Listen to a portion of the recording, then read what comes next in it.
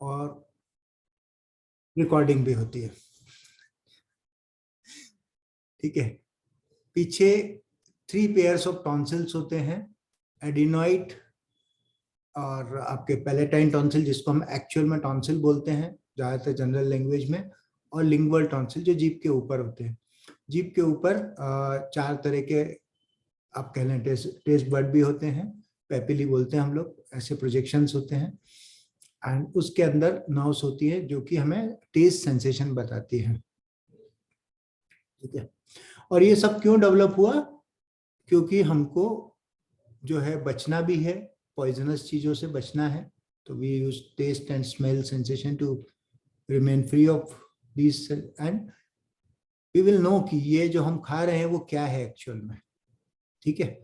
तो कार्बोहाइड्रेट का पाचन जो है जीभ मतलब सलाइवा से ही शुरू हो जाता है, मुंह से, और प्रोटीन का पाचन स्टमक से शुरू होता है, लेकिन जो फैट का पाचन है, एक्चुअल फैट का पाचन जो होता है वो स्मॉल इंटेस्टाइन में ही होता है। ठीक है। देन यहाँ से थोड़ा नीचे उतरते हैं तो इसोफेगस होती है। Oesophagus is basically A conduit.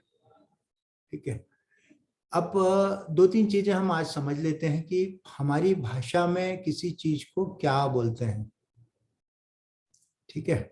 तो कुछ कुछ हमने कार्डियोवैस्कुलर में भी पढ़ा था, लेकिन अभी तो एक वर्ड होता है जिसको सफिक्स बोल रहे हैं हम लोग, यदि वर्ड के पीछे की तरफ लगा हो, आइटिस।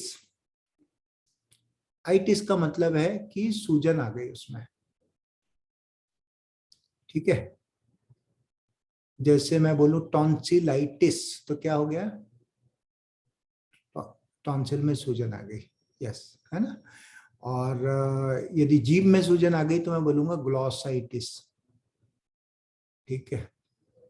और यदि पीछे हमारा जो फेरिंग्स होता है उसमें सूजन आ गया तो फेरिंजाइटिस। और यहाँ पे जो साइनसेस होते हैं उसमें सूजन आ गया तो साइनोसाइटिस। ठीक है। तो बड़ा सिंपल है ना। ईसोफेगस में प्रॉब्लम हो गई तो ईसोफेजाइटिस, स्टमक में प्रॉब्लम हो गई तो गैस्ट्राइटिस। अब वो सूजन के कारण अलग अलग हो सकते हैं, कुछ भी हो सकता है, वो बैक्टीरियल हो सकता है, वायरल हो सकता है, कोई दवाई से हो गया, किसी भी चीज से हो गया, अल्टीमेटली वहां चीज सूज गई, पेन है, सूजन है, लाल लाल हो गया, मतलब वो आइटिस है। ठीक है। एक होता है ओमा। ओमा यदि किसी भी चीज के आगे लगा है मतलब वो है ट्यूमर। ट्यूमर मतलब जो नहीं होना चाहिए ग्रोथ हो वैसी ग्रोथ हो रही है। जैसे मेरी ये हाथ है, इससे उंगलियां निकली हुई है, ये भी ग्रोथ है ना, आउटवर्ड ग्रोथ है, लेकिन ये नॉर्मल है। ठीक है। बट यहीं पे कोई मांस का टुकड़ा बढ़ने लग जाए तो ये ओमा हो जाएगा। तो यदि फैट का है तो लाइपोमा। लाइपोमा बहुत लोगों के होते हैं, फैट की गठाने रहती है, बहुत लोगों को होती है लाइपोमा। खून की ब्लड वेसल का है तो हेमेंजियोमा। यदि लिम्फेटिक्स लिम्फ नोड का ट्यूमर है तो लिम्फोमा। ठीक है। और आपका यदि जो हमारी स्क्वेमस टिश्यू होता है या एपिथेलियल टिश्यू होता है, स्क्वेमस है, क्यूबॉइडल है, और अंदर जो कॉलुमनर है, हमने बहुत सारी एपिथेलियम पढ़ी थी, उनका यदि ट्यूमर होता है तो उसको बोलते हैं कार्सिनोमा। मसल का होता है तो सार्कोमा, है ना, रेब्डोमायोसार्कोमा। मसल का या सॉफ्ट टिश्यू का होते हैं तो वो सब सार्कोमास कहलाते हैं। बोन में भी सार्कोमास होते हैं। कोमा होता है। अब मतलब कोमा कौन सा ट्यूमर है? कोमा। कोमा ट्यूमर नहीं होता। ठीक है। कोमा है ना, बेहोशी होती है। इतना सीरियसली सुनते हैं लोग बात। बीच बीच में मजाक करता रहूंगा बिना किसी बात के, सीरियसली मत लेना। ओके। तो ये तो हो गए ट्यूमर्स। ठीक है।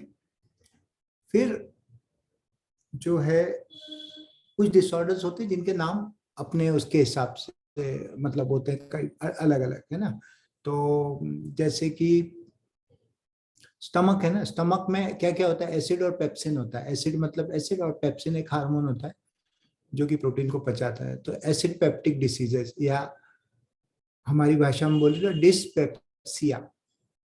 डिस्पेप्सिया मतलब यहाँ पे कुछ भी गड़बड़ हो रहा है पेट में, अरे यार आज पेट फूल रहा है ना, थोड़ा खट्टी टकारे आ रही हैं, ठीक है, ये सब डिस्पेप्सिया में आ जाता है।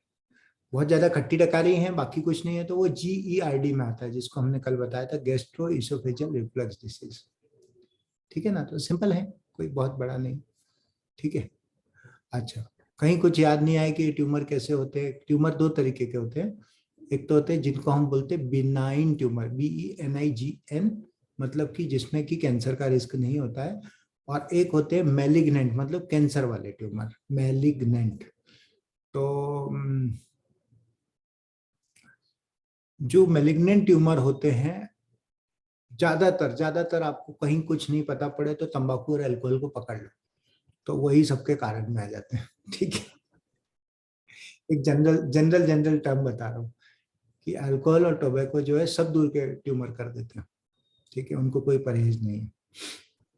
देन कुछ कीटाणु होते हैं जो ट्यूमर कराते हैं, कैंसर कराते हैं। कौन कौन से कीटाणु होते हैं?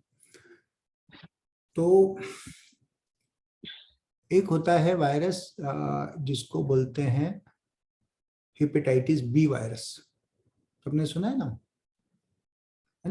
हेपेटाइटिस बी वायरस कैंसर कराता है, हेपेटाइटिस सी भी कराता है कैंसर लीवर का, क्योंकि हेपेटाइटिस है ना, हेपा मतलब लिवर, हेपेटाइटिस मतलब लिवर की सूजन है ना। तो हेपेटाइटिस का वायरस बी और सी ये लीवर के कैंसर कराते हैं। ठीक है, आप लोग थोड़े छोटे डॉक्टर बनने वाले हो ना, सबको नॉलेज होनी चाहिए थोड़ी थोड़ी। फिर एक होता है हेलिकोबैक्टर पाइलोरी, हेलीकॉप्टर पाइलोरी बोल रहे, हेलिकोबैक्टर पाइलोरी कहीं सुना हुआ लग रहा है ना मेरे को, मैंने किसी ने बताया था कल मुझे। स्टमक में होता है। हेलिको मतलब वो थोड़ा सा ऐसा आड़ा तिरछा होता है, हेलिको हेलिकल शेप होता है उसका। ठीक है, बैक्टीरिया इसलिए बैक्टर हो गया, है ना? तो हेलिकोबैक्टर पाइलोरस में रहता है इसलिए पाइलोरी, स्टमक का पाइलोरिक पोर्शन होता है। बहुत सिंपल। तो ये गैस्ट्रिक अल्सर, ड्यूडनल अल्सर और गैस्ट्रिक कैंसर, ये तीन चीजें कराता है। उसके अलावा ये गैस्ट्राइटिस भी कराता है, आपकी फेवरेट, तो सब लोगों को होती रहती है, सब गैस्ट्राइटिस हो गई थोड़ी सी।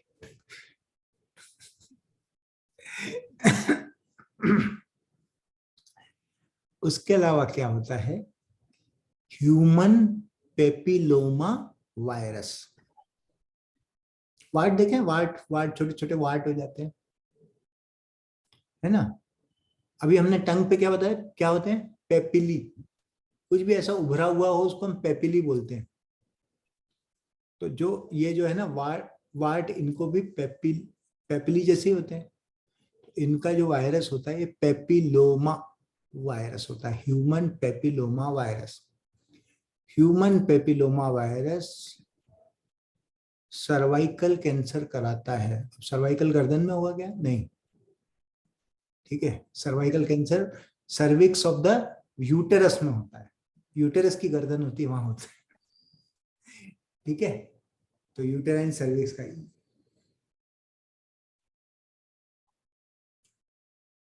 ये तीनों कैंसर जो बैक्टीरिया की वजह से, वायरस की वजह से होते हैं, ये प्रिवेंटेबल हैं, इसलिए आपको नाम बताया।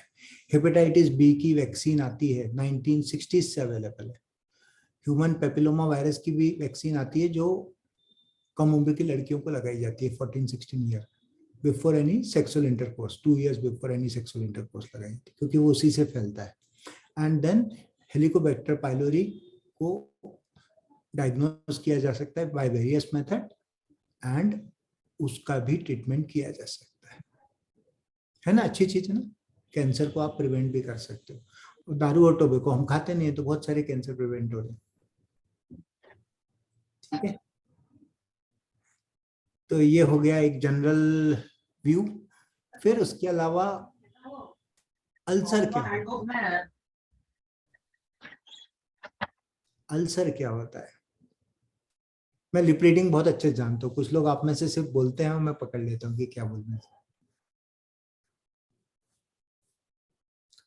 अल्सर, छाला, सिंपल भाषा में। ठीक है, तो आपके घर में गंदगी प्रोड्यूस होती है क्या? गंदगी प्रोड्यूस नहीं होती, सफाई नहीं होती इसलिए गंदगी हो जाती है। ठीक है, ऐसे ही छाला यूजुअली प्रोड्यूस नहीं होता, प्रोड्यूस हो भी सकता है, छाला भी हो सकता है, लेकिन यूजुअली क्या होता है, जो स्किन जो जनरेट हो रही होती है वो बनती नहीं है प्रॉपर, तो छाले हो जाते हैं। ये मुंह में होता है कई बार, लेकिन कुछ जगहों के छाले बैक्टीरिया के द्वारा बनते हैं, वहां का जो है सेल्स का ग्रोथ खत्म हो जाता है, तो ऊपर की सेल्स नहीं बनेंगी, तो अंदर की चमड़ी एक्सपोज हो जाएगी। ठीक है, आप बहुत ठंड पड़ रही है और विंड शीटर पहन के गए, है ना, और कहीं तो विंड शीटर में एक जगह छेद है जहां से ठंडी हवा घुस रही है। ठीक है, तो एग्जैक्टली वही छाला होता है। ठीक है, सिंपल है ना। तो ये छाला, अल्सर, ये सेम है। फिर कैंसर क्या है ना, मैं इसलिए बता रहा हूँ कि हम लोग ये रोज कहानी सुनते हैं कि साहब अल्सर था और उससे फिर कैंसर हो गया। ठीक है, और फिर हम ऐसे ही पकड़ के बैठते जैसे अंजू दीदी पकड़ के बैठी। ठीक है, तो क्या होता है, yes sir abnormal growth of cell sir. Abnormal growth तो ट्यूमर, कोई सा भी ट्यूमर होगा, एबनॉर्मल ग्रोथ ही है। तो कोई से भी दूसरे ट्यूमर और कैंसर में क्या अंतर है? बेसिकली उसमें जो ग्रोथ होती है, उसमें जो ट्यूमर होता है वो कोहेसिव भी हो सकता है, सारे चिपके हुए हो सकते हैं, और ये भी हो सकता है कि वहां से टूट टूट के जो कण है वो कहीं कहीं और चले जाए। तो ये कैंसर का गुण होता है कि सब दूर फैलता जाता है, and it doesn't know any boundaries, कहीं भी फैलता जाता है। ठीक है, तो कंटिन्यूअस तो फैलता ही है, जो कंटिन्यूअस, कंटिन्यूअस, कंटिन्यूअस मतलब एक ल्यूमेन में है तो उसके फैलता जाएगा, कंटिन्यूअस मतलब लगातार एक कंटिन्यूटी में फैलता जाएगा। और उसके अलावा metastasis, it is quality of cancer cells. ठीक है, बाकी तो देख के बताते हैं कि क्या है, लेकिन मैं एक जनरल एग्जांपल बता रहा हूं आपको। तो कैंसर किसी भी फॉर्म में आ सकता है, वो अल्सर के फॉर्म में आ सकता है, वो कॉलीफ्लावर के फॉर्म में आ सकता है, जैसे गोभी दिखती है वैसा दिख सकता है पॉलिप के फॉर्म में, या वो कोई एकदम से ऐसा कुछ बढ़ता हुआ सूजन और रुकावट के रूप में आ सकता है, किसी भी रूप में आ सकता है। ठीक है, तो जो कैंसर, जो अल्सर कैंसर बनते थे ना पुराने जमाने में, वो सब अल्सर कैंसर ही होते थे शुरू से। ठीक है, ऐसा बहुत रेयर होता है कि कोई अल्सर बिनाइन हो और उसके बाद कैंसर में बदल जाए। एक एग्जांपल है घुटनों पे, यूजुअली हमने देखा है स्किन में एक कैंसर होता है जो किसी अल्सर से बन सकता है, लॉन्ग हीलिंग, यदि नॉन हीलिंग अल्सर है तो उससे बन सकता है, बट यूजुअली नहीं होता। ठीक है, तो सर ये हुई कुछ डिसीज। जी, मेटास्टेसिस क्या होता है? मेटास्टेसिस मतलब ये है कि कैंसर यहाँ पे है और वो यहाँ पे भी उसका वो मिल रहा है, बीच में कोई कनेक्शन, फैल बीच में जाता कोई है। कनेक्शन नहीं है, हाँ। ब्रेन में भी है, लिवर में भी पड़ा हुआ है, वो मेटास्टेसिस हो गई। कंटिन्यूस तो यहाँ से चल के यहाँ तक जाएगा तो कंटिन्यूस हो गया ना, वो यहाँ पे है छोटा सा और यहाँ एक बड़ा सा पड़ा हुआ है, अच्छा। तो वो मेटास्टेसिस हो गया। ठीक है, जिसको हम स्टेज 4 भी बोलते हैं, मेटास्टेसिस हो गया। ठीक है, तो यहाँ पे जीभ में हो गया, ग्लॉसाइटिस हो गया। ग्लॉसाइटिस के कॉमन कारण क्या है अपन ये डिस्कस कर ले। ग्लॉसाइटिस के कॉमन कारण में न्यूट्रिशनल डिफिशियंसी होती है, जैसे विटामिन की डिफिशियंसी, आयरन की डिफिशियंसी, उससे ग्लॉसाइटिस या अल्सर होते हैं, मुंह में छाले होते हैं। ठीक है, राइबोफ्लेविन है एक विटामिन, और फॉलिक एसिड है। ठीक है, B12 है और आयरन है, इनकी कमी से ये हो सकते हैं छाले। उसके अलावा मुंह का टेस्ट खराब हो सकता है। ठीक है, देन डिस्क्यूसिया बोलते हैं, आप नाम नहीं याद रखे तो भी चलेगा। ठीक है, नाक से स्मेल नहीं आती तो उसको एनोस्मिया बोलते हैं। देन और क्या हो सकता है, बस इतना ही अभी, है ना। जो खाना निगलने में दिक्कत होती है उसको डिस्फेजिया बोलते हैं। ठीक है, डिस्फेजिया, फेगो मतलब खाना, dysphagia, F PHAGO, phago, phago यानी खाना। तो डिस्फेजिया, DYSPHAGIA, डिस्फेजिया। ठीक है, एक मिलता जुलता वर्ड होता है, इसमें आदमी बोल नहीं पाता, एफेजिया, उसमें एस होता है, जी नहीं होता। ठीक है, एनीवे, तो ये हो गया। उसके अलावा मसल्स के डिसऑर्डर होते हैं ईसोफेगस में, मसल्स के डिसऑर्डर के कारण भी डिस्फेजिया होता है। एक तो ट्यूमर के कारण हो सकता है, उसके अलावा मसल्स के डिसऑर्डर होते हैं, जैसे एक बहुत कॉमन है जिसको एकिलेजिया कार्डिया बोलते हैं। ठीक है, ये सब आपको याद नहीं रहे तो मत याद कीजिएगा, ये तो मैडम ने उस दिन बताई थी बहुत लंबी लिस्ट, तो मुझे लगा एक औपचारिक तौर पे मुझे भी बता देनी चाहिए, ये तो इतनी सब डिटेल चीज नहीं बताता, बहुत नींद आती है इससे। देन जो है नेक्स्ट है वेब। वेब मतलब छोटी सी एक मेम्ब्रेन बन जाती है, मेम्ब्रेन से वेब्स होते हैं, तो वो रुकावट करती है। तो ये हो गया डिस्फेजिया के रीजन जो इसोफेगस में होता है। एंड देन सबसे कॉमन कॉज होता है डिस्फेजिया का, वो होता है कैंसर। तो इसलिए किसी को भी निगलने में तकलीफ हो रही है, उसको तुरंत दिखाना चाहिए, एंडोस्कोपी कराना चाहिए। ठीक है, चलिए। तो नेक्स्ट अपना हो गया स्टमक। स्टमक में हमने बता दिया गैस्ट्राइटिस हो गई, गैस्ट्रिक कैंसर हो गया जिसको एडिनोकार्सिनोमा बोलते हैं हम लोग, क्योंकि वहां पे ट्यूमर बदल गया, सेल बदल गई, तो एडिनोकार्सिनोमा हो गया। ऊपर स्क्वेमस सेल हो रहा था, क्योंकि यहाँ स्क्वेमस सेल थी, यहाँ एडिनो हो गया। ठीक है, देन मैंने एक भी ये चीज बताई थी कि फास्ट फूड के कारण लोगों को ये एक पर्टिकुलर जगह का ट्यूमर बहुत हो रहा है स्टमक का, जो कि एच पाइलोरी रेडिकेट हो गया उसके बावजूद हो रहा है। तो that is because of fast food and obesity. Obesity is an epidemic which is causing many things including colon and gastric cancers. Okay, so obesity is not a simple thing, it's very complicated. Diabetes होता है, blood pressure, cardiac, kidney, strokes, ये सब। Then उसके अलावा जो है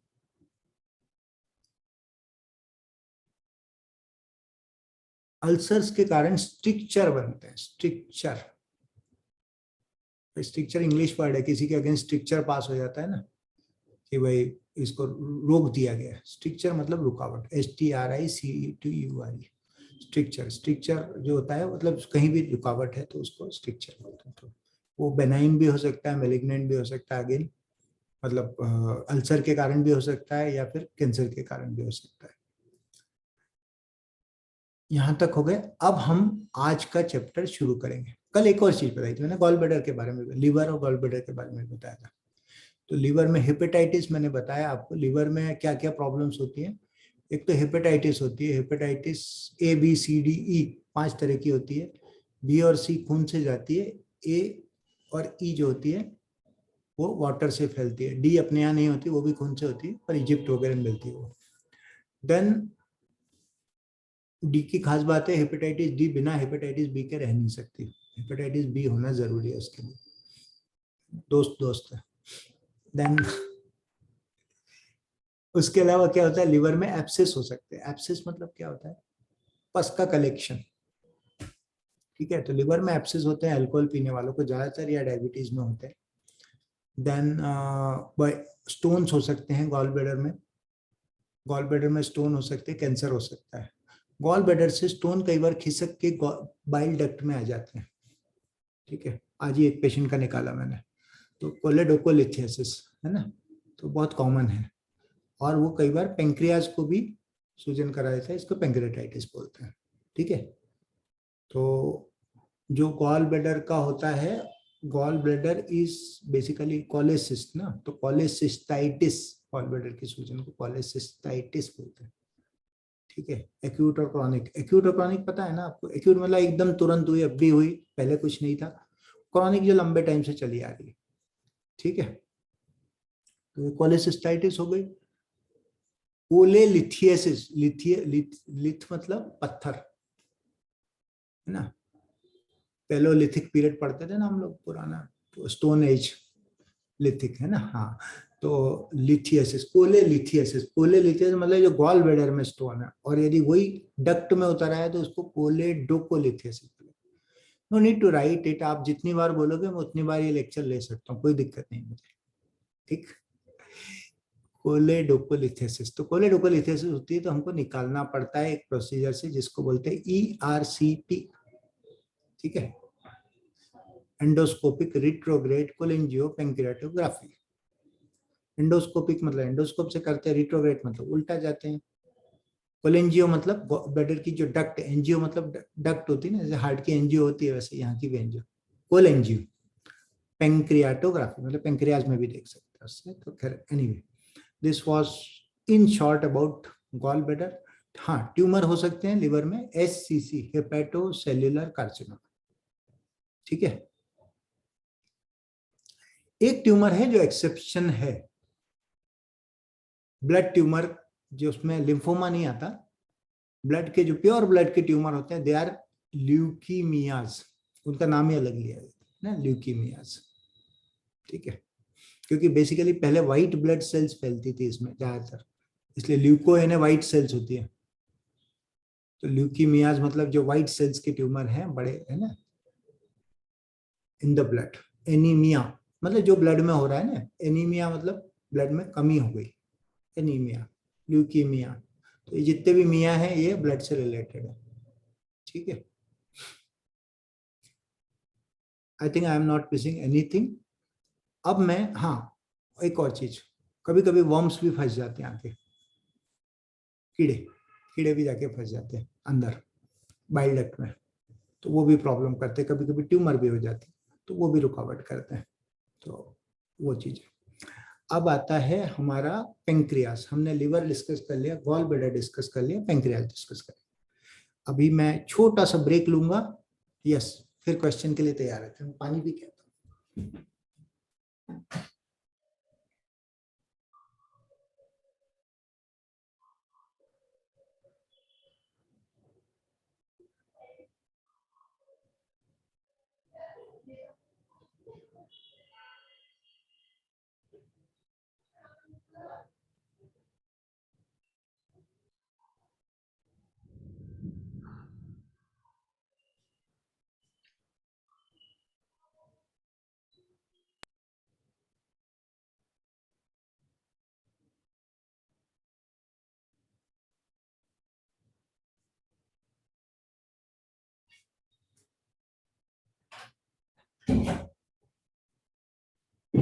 आप लोग कभी अच्छे स्टूडेंट नहीं रहने तो क्लास में जाने के बाद एकदम टीचर जैसे गए वैसे कचर पचर आवाज आती है, नो डिस्कशन। अभी बताइए। ओवरलोड हो गया डेटा का ना, तो हम उसमें अभी सर निकालने की कोशिश कर रहे हैं उसमें से। सर क्लास क्लास का मॉनिटर स्ट्रिक्ट है इसलिए नहीं कर रहे। हाँ, ये बात भी ओके ओके है, सर बहुत भानु कोचिंग क्लास की बहुत सारी स्ट्रिक्ट इंस्ट्रक्शंस रहते हैं ना, डर लगता है। ओके। आई ओवरलोड हो गया क्या? नहीं सर, ये सब बहुत डिफिकल्ट डिफिकल्ट नेम्स है ना। हाँ, और मैंने इसलिए कल नहीं बताए थे, मैंने सोचा आज थोड़ा इंट्रोड्यूस नहीं करूँ। Sir, it is very interesting, but बहुत हाँ, इंटरेस्टिंग कुछ लग लोग रहा है ना, क्या है, मुझे शिकायत करेंगे नहीं तो, कि सर ये नहीं बताया आपने, मैडम ने तो बहुत सारा बताया था। उस हाँ। दिन मैडम की क्लास सुनी थी ना, मुझे लग गया था कि मेरी क्लास में बहुत भीड़ होने वाली है, क्योंकि सर दो हमको क्वेश्चन। भी बहुत सारी चीजें है ना, टर्मिनोलॉजी इतनी मुश्किल पड़ती है, but if by chance it is in our course we don't know, तो थोड़ा बहुत पता होना चाहिए हमको, थोड़ा बहुत आपको 10% भी याद रहेगा तो इट्स गुड, एक जनरल आइडिया, वेग आइडिया। असं काय ऐकल्यावर तर भीतीच वाटते अर्धी तर. असं काही जर ऐकलं ना तर अर्ध्या तर भीतीच वाटते, म्हणजे ह्या सगळ्या आजारांची नावच माहिती नव्हती मेन म्हणजे. मी 1989 पासून घेऊन 2006 पर्यंत मेडिकल स्टुडंट होतो.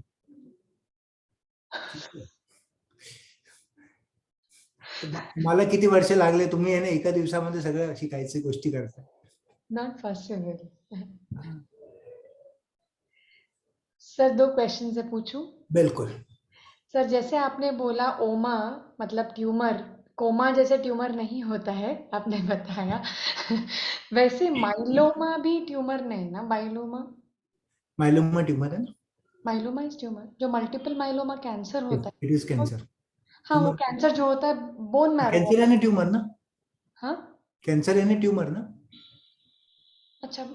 But Anything which is blood growing, का, जब ब्लड का हुआ, it's in the blood, in the bone marrow ना, ये वाला तो नहीं, हर, पेरिफेरल ब्लड बोन मैरो में नहीं होता। बोन मैरो होती है, हाँ बोन मैरो ब्लड बाहर होता है सर्कुलेशन में। तो जब सर्कुलेशन में आता है तो वो मियाँ हो जाते हैं, ल्यूकेमियाज। अच्छा, सो इट इज ठीक है। Tumour of in the blood, right? It's one form of leukaemia only, no? जो हाँ, मतलब वो एक जनरलाइज टर्म है, ऐसा कुछ वो नहीं है। क्यों रीजन दिया गया, ब्लड में लोगों ने अबनॉर्मल सेल्स देखे और ल्यूकेमिया बोला, उसको ओमा नहीं बोला उन्होंने। ठीक है, क्योंकि ब्लड में जो भी चीज थी उसको मिया करते थे, MIA, जैसे एनीमिया, EMIA। नहीं, ये भी एक तरह का ब्लड कैंसर ही है, बट इसको ओमा बोला ना, इसलिए पूछा बस। लेकिन ये बोन मैरो को इन्वॉल्व करता है, हाँ जी, ये बोन मैरो को इन्वॉल्व करता है, हड्डियों को इन्वॉल्व करता है, अलग तरह का पैटर्न है इसका। हाँ जी सर। ठीक है, और हाँ। बोलो। सर सेकंड क्वेश्चन है सर, थोड़ा पेप्टाइड्स, एमलेज और लाइपास, ये ना पॉइंट नंबर 4 स्मॉल इंटेस्टाइन में है। अरे बहुत डिफिकल्ट है, मेरे को भी नहीं आता। अच्छा, मतलब ये इन्होंने यहाँ पे, मतलब बहुत डिफिकल्टी लग रहा था मुझे। आप ऐसा मत बोलो, ऐसा बोलोगे तो ऐसे क्रैश हो जाएगा सिस्टम सर। वो लॉन्ग चेन स्मॉल चेन में कन्वर्ट करता है पेप्सिन हमको पता है, और वो स्मॉल चेन को इसने पेप्टाइड्स बोला है, तो वो नहीं समझा पेप्टाइड्स क्या होता है पहली बार। और फिर लिखा है लॉन्ग चेन स्टार्च माल्टोस में कन्वर्ट होता है, जिसके लिए सैलिवरी एमलेज एंड पैनक्रियाटिक एमलेज काम आती है, ऐसे लिखा है। तो वही थोड़ा सा समझना था, बट इट्स ओके। जब आप आपके घर में पाइप है क्या? सर, मेरे घर में है, चलो पाइप है, इसको पाइप समझो। हाँ जी पाइप, ये पाइप है, हाँ जी, ठीक है, ये बहुत लंबा पाइप है। हाँ, इसको कैसे रखोगे आप? रोल करके, ठीक है, सपोज कर लो ये, इसमें बहुत सारे पीसेस हैं छोटे छोटे जो जुड़े हुए हैं। Each piece is amino acid. each piece is an amino acid, okay? ये प्राइमरी स्ट्रक्चर हो गया एक तरीके से, जुड़ते जा रहे हैं। ठीक है, 7-8 से ज्यादा जुड़ गए तो ये हो गए पेप्टाइड्स। अच्छा, ओके, ठीक है, हाँ जी, है ना, पेप्टाइड या पॉलीपेप्टाइड। हाँ और जी, यही जब इनके सेकेंडरी, टर्शरी और क्वार्टरनरी स्ट्रक्चर बन गए, तो लॉन्ग चेन हो गया। सेकेंडरी स्ट्रक्चर मतलब ये एक को ऐसे मोड़ दिया, ठीक है, फिर इनके भी आपस में कुछ और रिलेशन डेवलप हो गए, वो टर्शरी हो गया और क्वार्टरनरी हो गया। ठीक है, तो ये प्रोटीन कहलाते हैं। अच्छा, सो ये जो बड़ा वाला था ये लॉन्ग चेन प्रोटीन हो गया, और सबसे छोटा फॉर्म जो है वो, प्रोटीन लॉन्ग चेन नहीं कहलाता। प्रोटीन पेप्टाइड होते हैं, वो चेन में होते हैं, long chain. Anju ji page number बताइए ना, कौन से पेज नंबर पे है ये? पेज 6 ना, पॉइंट नंबर 4 स्मॉल इंटेस्टाइन का पेज 6 सेकंड पार्ट।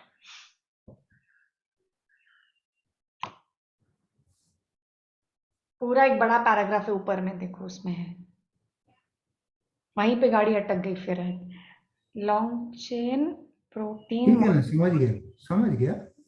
ठीक है, हाँ, तुमने सही बोला है, लॉन्ग चेन तो होती है, लेकिन वो चेन ऐसी है गुंडालेली। अच्छा कर्ल वाला, ठीक है, हाँ, तो वो टर्शरी और क्वार्टरनरी और टर्शरी स्ट्रक्चर बनते तभी उसको प्रोटीन बोलेंगे ना, एक चेन है तो नहीं। ओके, ठीक है, जैसे इंसुलिन है वो पेप्टाइड है, हाँ, करीब 50 अमीनो एसिड्स की होती है ना। तो जब ज्यादा बड़े स्ट्रक्चर होते हैं तो ऐसे चेन में तो नहीं दौड़ेंगे, तो वो एक जगह पे इकट्ठा हो जाते हैं, एंड उसकी वजह से उनमें बहुत सारे फंक्शन आ जाते हैं, एडिशनल फंक्शन आ जाते हैं। क्योंकि ऐसा समझिए कि ये जो चेन है, इसमें ये जो जगह है, इस जगह पे हो सकता है ये वाली जगह भी इसके पास में हो। ठीक है, पॉसिबल। और सपोज कर लो कि यहाँ पे कुछ अटैच होता हो, जिससे इसकी चार्जेस, मॉलिक्यूलर चार्जेस बदल जाए और ये रास्ता ऐसे खुल जाए, तो this can be a gate for something to come. ठीक है, नहीं समझ में आ रहा तो कोई बात नहीं, लेकिन हमारे बॉडी में बहुत सारी चीजें गेट से जाती हैं, चैनल्स बोलते हैं हम लोग, सोडियम चैनल्स, पोटेशियम चैनल्स।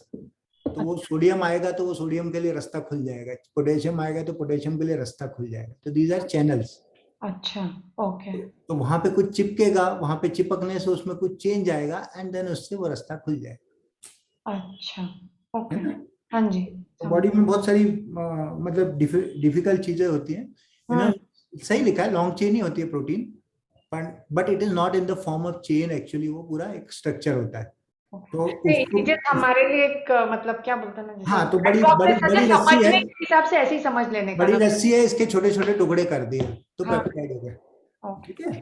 और ओके, पेप्टाइड से फिर अमाइनो एसिड हो गया। अमाइनो एसिड्स, ठीक है। सर ये अमाइनो एसिड्स हम जो फिटनेस में होते हैं उनको दिया जाता है ना, ये हाँ, यू सी अमाइनो, नहीं, हाँ, उधर थोड़ा सा, हाँ, हाँ, बिल्कुल बिल्कुल, लोग खाते हैं कुछ कुछ, है ना, पता नहीं क्या हाँ, ये पता हेवी नहीं क्या। वर्कआउट जो करा जाता है उनको दिया जाता है हाँ कि हाँ, वर्कआउट के पहले खा लो या बाद में खा लो, ऐसा कुछ तो होता है। Because people want to be bone and flesh only, they don't want to be a complete man or women. तो डेफिशिएंसी बचने के लिए था वो शायद, हाँ, डेफिशिएंसी प्रोटीन का कम होता है नहीं इसलिए। नहीं, ऐसा कुछ नहीं होता, लेकिन हाँ ठीक है, प्रोटीन कम हमारी डाइट में होता है वेजिटेरियन लोगों के खास तौर पे, बट ऐसा 100% नहीं है, ठीक है। तो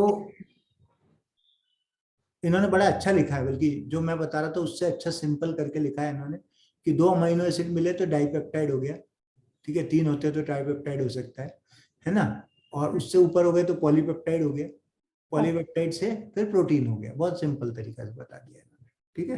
तो पेप्सिन जो होता है वो प्रोटीन को पेप्टाइड में बदलता है, ठीक है, और पेप्टाइड पे जो है फिर काइमोट्रिप्सिन से डाइपेप्टाइड में बदल जाता है, ठीक है ना,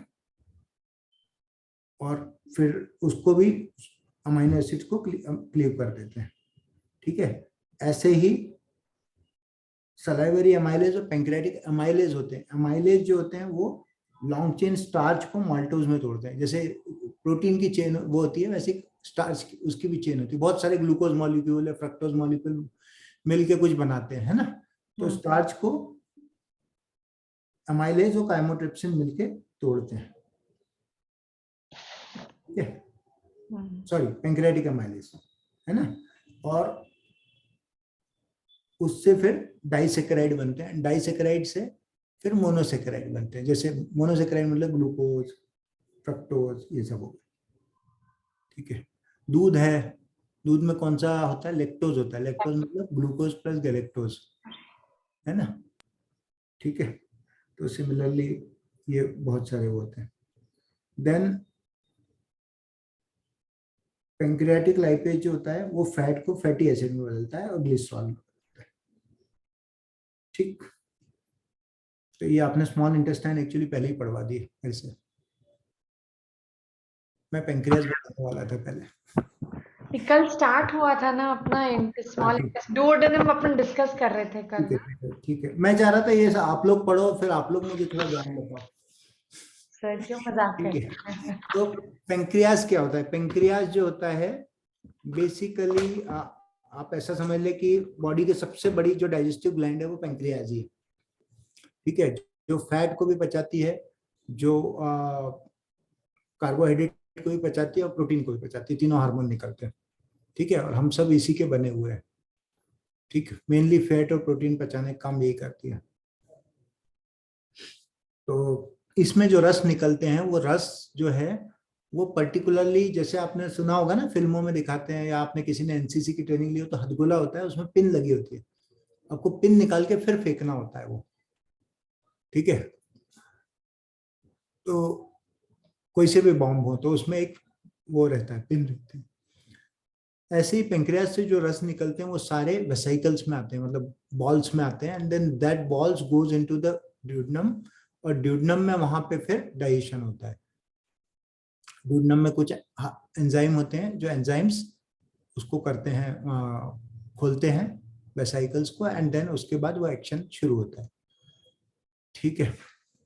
ड्यूडनम में ही कुछ हार्मोन्स होते हैं जो कि हार्मोन्स इसके पेंक्रियास के और गॉल ब्लैडर के रस को सिक्रीट करते हैं, उनको बोलते हैं कोलिसिस्टोकाइनिन पेंक्रियोजाइनिन, CCK-PZ, ठीक है। नाम याद नहीं रहा, कोई बात नहीं, बस ध्यान रखना। कोलिसिस्टो मतलब गॉल ब्लैडर, उसका काइनिन मतलब उसको एक्टिविटी कराने वाला, और पेंक्रियोजाइमिन मतलब पेंक्रियाज के एंजाइम भी निकालने वाला, ये दोनों होता है। ठीक है, तो ये सब रस कहाँ से आएंगे? अल्टीमेटली बाइल डक्ट और ये सब के एम्पुला ऑफ वेटर से आते हैं, जो ड्यूडेनम में सेकंड पार्ट में सिचुएटेड होता है। ड्यूडेनम में मैंने बताया था कि आयरन और कैल्शियम का एब्जॉर्प्शन होता है। ठीक है, ड्यूडेनम से स्ट्रक्चर जो है इंटेस्टाइन का चेंज होने लगता है, क्योंकि अब यहाँ पे छोटे छोटे पीस हो गए, ऑलरेडी स्टमक में काफी कुछ पिसाई हो गई है, and now very small things are coming. उसमें गैस्ट्रिक उसका इफेक्ट हो चुका है, पेप्सिन का भी इफेक्ट हो चुका है, एमाइलिस का भी इफेक्ट हो चुका है, तो एक्चुअली वो टूट भी चुके हैं कुछ कुछ पार्टिकल्स, तो उनका एब्जॉर्प्शन भी शुरू हो जाता है। और एब्जॉर्प्शन करने के लिए हमको सरफेस एरिया चाहिए।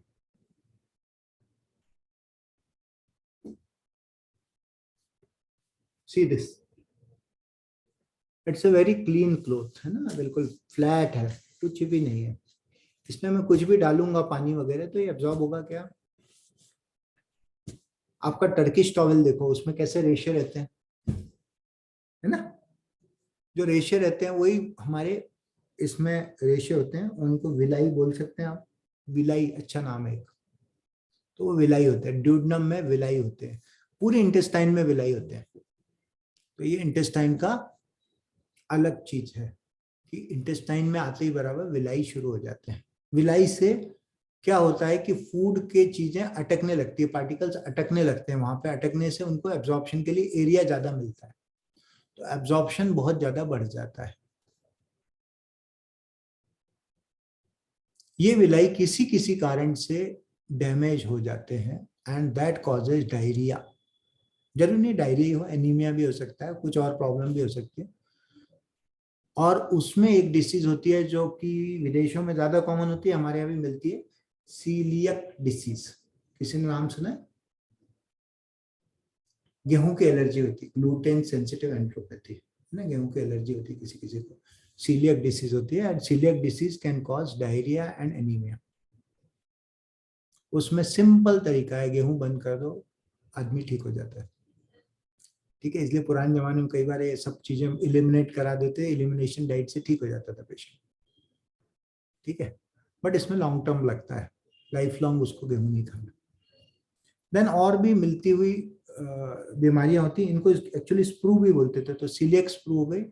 एक इंडिया में सिमिलर चीज मिलती थी जिसको बोलते थे ट्रॉपिकल स्प्रू, जो साउथ इंडिया में ज्यादा मिलती थी, और इसमें भी डायरिया होता है, क्योंकि because of bacterial repeated infections patients के विलाई जो हैं बहुत छोटे हो जाते हैं।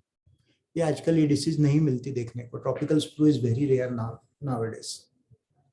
ठीक है, इंडिया भी डेवलपिंग से डेवलप्ड कंट्री की तरफ आ गया। देन उसके अलावा क्या हो सकता है? इंटेस्टाइन में अल्सर्स हो सकते हैं, अगेन जैसे इसमें होते हैं वैसे ही अल्सर्स स्टमक में होते हैं, वैसे ही इंटेस्टाइन में अल्सर हो सकते हैं। D1 में सबसे आते हैं, मतलब फर्स्ट पार्ट ऑफ ड्यूडेनम में। इंटेस्टाइन के, स्मॉल इंटेस्टाइन के 3 पार्ट बताए थे हमने, DJI, ड्यूडेनम, जेजुनम, आइलियम। ठीक है, तो ड्यूडेनम में जो है डाइजेशन शुरू हो जाता है, और जेजुनम आइलियम तक रहता है, एंड एब्जॉर्प्शन भी शुरू हो जाता है एट द सेम टाइम। हमारी इंटेस्टाइन में डेली 8 लीटर आता है, 8 लीटर फ्लूइड आता है। 8 लीटर फ्लूइड में से स्मॉल इंटेस्टाइन का ये जॉब होता है कि 2 लीटर ही बाहर भेजे, तो जो लार्ज इंटेस्टाइन में पहुंचता है वो 2 लीटर ही पहुंचता है।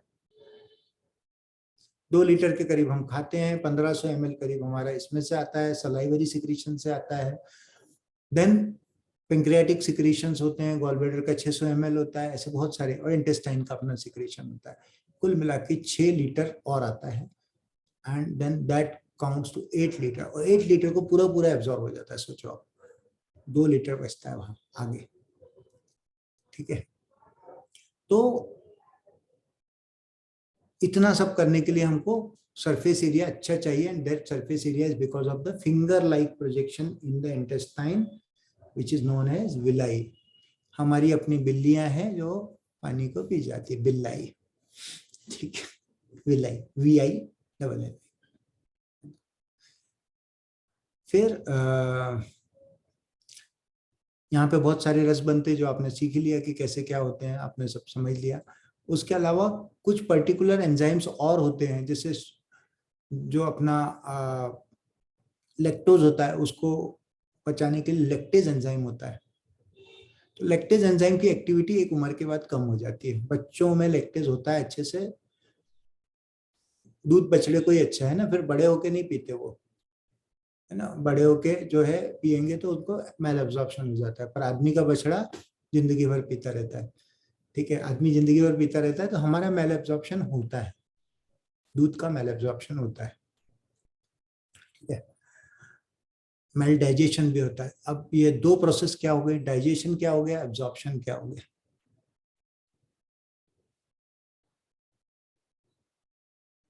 डाइजेशन मतलब जो एंजाइम एक्ट कर रहे हैं, that process is digestion. And जो बन गया, ग्लूकोज बन गया, उसको खींच रहे हैं, अमीनो एसिड बन गया उनको खींच रहे हैं, फैटी एसिड खींच रहे हैं, वो दैट इज एब्जॉर्प्शन। और फिर बॉडी में इसका एसिमिलेशन होता है, बॉडी के अंगों में लगता है। तो हम कितना भी बाहर से प्रोटीन खा लें, हमारा प्रोटीन हमारा लिवर ही बनाएगा। अमीनो एसिड पहुंचेंगे और वो हमारे लिवर में ही हमारा प्रोटीन बनाएंगे, ठीक है। हमें बाहर का प्रोटीन पसंद नहीं है। यदि बाहर का प्रोटीन गलती से घुस गया हमारी बॉडी में तो हम उसको डिस्ट्रॉय कर देंगे, दैट इज इम्यूनिटी, है ना। इसलिए एलर्जिक रिएक्शन, इम्यूनिटी, ये सब होता है, ठीक है।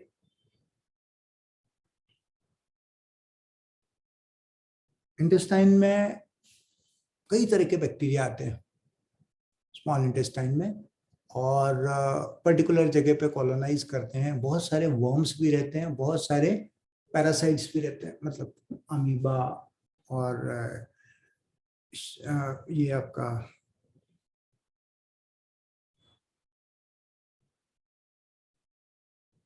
जियार्डिया, ठीक है, इस तरह के नाम के बहुत सारे पैरासाइट, प्रोटोजोआ रहते हैं, है ना। और वर्म्स रहते हैं जिनको हेलमिंथ कहते हैं। हेलमिंथ होते हैं एस्केरिस। एक पर्टिकुलर वर्म रहता है जिसका नाम है एंकाइलोस्टोमा डिओडेनेल, है ना, जो खून चूसता है। उसका यदि बहुत ज्यादा मात्रा हो जाए, ड्यूडेनम में रहता है वो, और इतना खून चूस सकता है कि वो आपकी बॉडी में एनीमिया करा दे। एनीमिया तो वर्म इन्फेस्टेशन जो है, it may B A cause of anaemia, severe anaemia, ठीक है। हुक वर्म बोलते हैं हम उसको। उसके दांत ऐसे हुक जैसे रहते हैं, वो गड़ा देता है और वहां से खून चूसता रहता है। 0.6 ml पर डे चूसता है एक वर्म, ठीक है। बहुत छोटा अमाउंट है, लेकिन बहुत सारे वर्म्स हो तो, ठीक है। फिर मैंने बताया था वर्म्स कहीं कहीं घुस भी जाते हैं। वर्म्स कई तरह के रहते हैं। तो टेप वर्म होते हैं, लंबे लंबे वर्म्स होते हैं टेप वर्म, जो कि पर्टिकुलरली हमारे गाय से और सुअर से आते हैं, पोक से, ठीक है। इसलिए कोई आश्चर्य नहीं है कि विश्व के 2 धर्मों में गाय और सुअर को खाना मना किया गया, है ना, because of this tape worm disease, ठीक है। और भी डिसीज होती हैं जिसके कारण होता है। और इनके जो वर्म्स के जो एग्स होते हैं, वो लार्वा जो होते हैं, वो भी नुकसान पहुंचाते हैं। सिस्टी सर्कस होते हैं, जिनको सिस्टी सर्कोसिस करके डिसीज होती है, मतलब बॉडी के अंदर उनके अंडे फैलते रहते हैं। तो बच्चों को झटके आते हैं, कई बार सीजर्स आते हैं। उसका एक कारण ये हो सकता है कि दिमाग के अंदर वर्म चला गया, या लिवर के अंदर चले जाते हैं वर्म, ठीक है। Then there are other worms like hydatid, जो कि शीप से आता है। देन नॉनवेज खाने के फायदे गिना रहा हूं मैं, वेजिटेरियन को भी हो सकते हैं। तो tape worm usually large intestine में रहते हैं। देन टेप वर्म जरूरी नहीं लंबे टेप वर्म हो, बहुत छोटे छोटे टेप वर्म भी होते हैं, जैसे एच नाना करके एक टेप वर्म है। फिर राउंड वर्म होते हैं जिसको एस्केरिस बोलते हैं। देन पिन वर्म्स होते हैं, एंट्रोबियस वर्मिकुलरिस, ठीक है। देन विप वर्म होते हैं, बहुत सारे तरह के वर्म होते हैं ना। तो यूजुअली पिन वर्म सबसे कॉमन होते हैं बच्चों में, जिसको चुनमुने बोलते हैं, और जिसको खा के बहुत, जो बच्चे बहुत एक्टिव रहते हैं, जिसको जिनको होते हैं वो, क्योंकि कंटिन्यू मूवमेंट ही करते रहते हैं, उनको बैठ नहीं सकते एक जगह, ठीक है। और इचिंग करते हैं, वो एनल रीजन में इचिंग करते हैं, क्योंकि वहां पे जो उनकी फीमेल होती है वहां जाके अंडे देती है। और वहां जाके क्यों अंडे देती है, उसने हजारों साल में सीखा है कि यदि वहां पे अंडे दूंगी मैं तो दूसरे की बॉडी में पहुंच जाएगा। वहां पे इचिंग होगी, public will scratch, people will scratch, and that scratching से जो उनके नाखून में लग जाएगा उससे फूड पार्टिकल में जाएगा, मुंह में जाएगा, ऑटो इन्फेक्शन होगा। तो don't think that we are only clever people. worms, bacteria, viruses, they are equally clever. Hepatitis B तो very clever person बोले तो, ठीक है, it's a very clever virus, कभी बॉडी से निकलता नहीं है, ठीक। वर्म्स हो गए, ट्यूमर हो गए, अल्सर हो गए। अल्सर्स में कुछ पर्टिकुलर डिजीज होती है जिनको इन्फ्लामेटरी बाउल डिसीज बोलते हैं। इन्फ्लामेटरी बाउल डिसीज जो होती है वो लार्ज और स्मॉल इंटेस्टाइन में होती है, और जगह भी हो सकती है। तो एक होती है क्रॉन्स डिसीज, जो कि इंडिया में बहुत कम होती है लेकिन अभी मिलने लगी है, ऑटोइम्यून डिसऑर्डर, बाकी जब बढ़ते जा रहे हैं तो ये भी बढ़ रहे हैं, क्रॉन्स डिसीज। एंड दूसरी होती है अल्सरेटिव कोलाइटिस, जिसका नाम ही है कि कोलॉन में अल्सरेशन होंगे, लार्ज इंटेस्टाइन में, small intestine will not be affected. तो ये दो मेजर इन्फ्लामेटरी बाउल डिसीज या आईबीडी होती है, ठीक है। उसके अलावा मैंने इन्फेक्शन बहुत सारे बताए। टाइफाइड, टाइफाइड पर्टिकुलरली जो आइलियम में होता है, आइलियम में लिम्फ नोड, लिम्फेटिक पैचेस होते हैं, मतलब वहां पे लिम्फेटिक बहुत ज्यादा रहती है, लिम्फ टिश्यू बहुत रहता है, तो उसको पेयर्स पैचेस बोलते हैं, वहां अफेक्ट करती है, इसलिए वहां अल्सर बनते हैं, वहां पे फट जाते हैं अल्सर। तो टाइफाइड में अल्सर फट सकते हैं वहां के, ठीक है। एक और चीज आइलियम के बारे में, B12 का एब्जॉर्प्शन आइलियम में ही होता है। तो B12 को बताया था मैंने कि B12 अकेला कभी नहीं चलता। तो जब ये स्टमक में आता है, जब एसिड से टूटता है B12, तो उसको सलाइवा का आर बाइंडर पकड़ लेता है। स्टमक में ही एक इंट्रिंसिक फैक्टर बनता है जो कि आगे जाता है, और ड्यूडेनम में आर बाइंडर हट जाता है और इंट्रिंसिक फैक्टर उससे जुड़ जाता है, ठीक है। तो वो इंट्रिंसिक फैक्टर लेके जाता है आइलियम तक, आइलियम से वो एब्जॉर्ब कराता है उसको, वहां पे एक और दूसरा फैक्टर है वो मिलके, मतलब पूरे टाइम ये किसी न किसी के कंपनी में ही घूमता रहता है। B12 इज वेरी इंपॉर्टेंट, उसको अकेला नहीं छोड़ा जाता, ठीक है। और बॉडी में स्टोरेज होता है, 2 ईयर्स तक के लिए स्टोरेज रहता है B12 का, इसलिए बहुत डिफिशियंसी इतनी इजीली नहीं होती, हमारे खाने में डिफिशियंट भी हो तो भी, ठीक है। उसके अलावा फैट सॉल्युबल विटामिन सारे हमारी बॉडी में स्टोर होते हैं, ADEK। हेडेक हुआ है ना किसी को, हेडेक में से H निकाल दो तो एडेक, ADEK, ठीक है। Vitamin A, vitamin D, vitamin E और विटामिन K, इनका भी स्टोरेज रहता है body. These are fat soluble vitamin. Water soluble में B12 का स्टोरेज रहता है, ठीक है। उसके अलावा बॉडी आयरन को भी स्टोर करती है, कॉपर को भी स्टोर करती है, बहुत सारी चीजों को स्टोर करती है। यहां तक ओके है? पानी पी लो। कितने लोग हैं अब जिनके सिर के ऊपर से जाने लगा है? भानु, नहीं सर, मुझे समझ में आ रहा है। आ रहा है ना? हाँ, मुझे भी आ रहा है सर समझ में अच्छे से, अच्छे सर से समझ समझ में में आया तो सर। आ रहा है पर याद कितना रहेगा पता नहीं। याद रखने की जरूरत ही नहीं है। यदि आपको याद रखना पड़ रहा है तो मैं फिर समझा ही नहीं पा रहा आपको, मैं तो आपको उसके वो बता रहा हूँ, शॉर्टकट्स बता रहा हूँ, मुझे जितना आता है उतना बता रहा हूँ।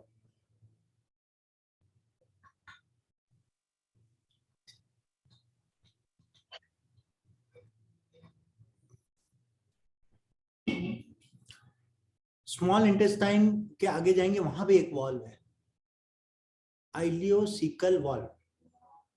आइलियम से निकलेंगे, सीकम तक जाएंगे, वहां पे भी वॉल्व है। हम सीकम कैसे याद रखते हैं, हमारे टेक्नीशियंस को कैसे बताते हैं? हम कोलोनोस्कोपी करते हैं, जहां तक हम जाते हैं और देख के वापस आ जाते हैं वो सीकम है, सी एंड कम। तो जो फर्स्ट पार्ट ऑफ कोलॉन होता है वो सीकम होता है,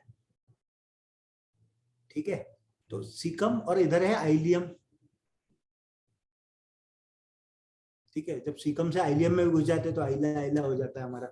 तो इलियोसिकल वाल्व, वहां से जो वाल्व है, ये वाल्व बहुत इंपॉर्टेंट है, क्योंकि यदि वाल्व ये खराब हो जाएगा तो बैक्टीरिया इधर से नीचे से ऊपर घुस जाएंगे।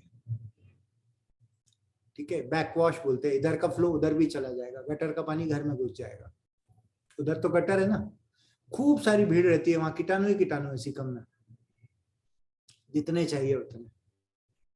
और वो सारे कीटाणु क्या कर रहे हैं, हमारे लिए हेल्प कर रहे हैं। हमारी बॉडी बोलती है भैया हमने तो पचा लिया, अब तुम देखो।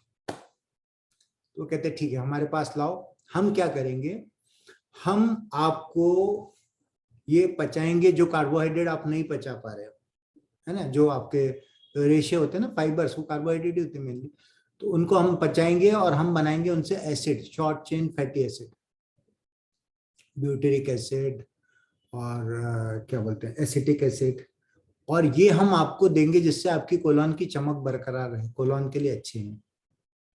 और बदले में हम आपको B12 विटामिन भी देंगे और भी कुछ कुछ देंगे। तो दीज आर गुड, बदले में तुम हमको खाना देते जाओ, ठीक है। पर हम कहते हैं नहीं, हमको तुम पे भरोसा ही नहीं, हम तो एंटीबायोटिक खाएंगे। तो हम क्या करते हैं, हम एंटीबायोटिक खाते हैं। हम एंटीबायोटिक खाते हैं तो हमारे जो बैक्टीरिया हार्मफुल हैं वो तो नष्ट होते ही है, साथ में ये बेचारे यूजफुल वाले भी नष्ट हो जाते हैं। तो कोई जगह खाली नहीं रह सकती, ठीक है। यदि बैक्टीरियल वर्ल्ड को देखें ना, कहीं पे भी बिल्कुल 100% क्लीन नहीं हो सकता, तो वो वहां दूसरे बैक्टीरिया आ जाएंगे, दूसरे बैक्टीरिया आ जाएंगे तो वो हमारे को प्रॉब्लम क्रिएट करते हैं, फिर पेट में तरह तरह की दिक्कतें होती है कि नहीं। तो not only antibiotic, pain killers और आपके और बहुत तरह की ड्रग्स होती हैं। देन हमारी सर्जरी हो गई, या हम फास्ट फूड के शौकीन हैं तो हमारे वो बैक्टीरिया भी वैसे ही वाले आएंगे ना, फास्ट फूड के शौकीन वाले, फिर अपने को नॉर्मल वाले बैक्टीरिया थोड़ी रहेंगे, फिर फास्ट फूड वाले बैक्टीरिया आ जाएंगे। नॉनवेज खा रहे तो वैसे वाले बैक्टीरिया आएंगे। तो हमारी जो खान पान है, हमारा जैसा रहना सहना है, उसके हिसाब से हमारे बैक्टीरिया रहते हैं।